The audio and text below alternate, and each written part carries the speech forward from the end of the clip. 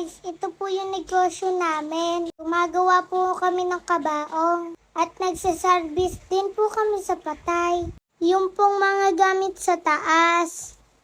Yan po yung gamit namin pag may service. Mga ilaw po yan, lamesa at upuan.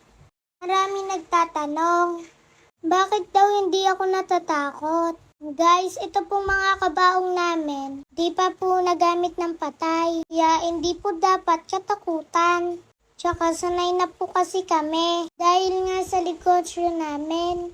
Baka plano nyo magpunelarya. Kami na lang po magsusupply sa inyong kabaong. Di po kayo magsisisip sa mga gawa namin.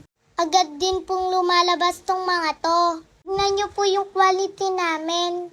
Siyempre, J-Leon casket niyan. Makintab po yan. Pwede po kayo magsalamin dyan. O, diba kitang-kita po sa video?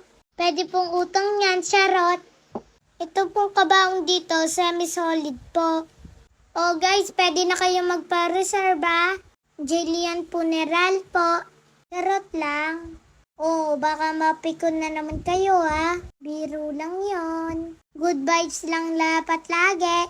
Para kayo nakakatanda yan. O, follow nyo muna ako. Thank you guys for watching. Pa-share naman po ng mga videos ko. Thank you.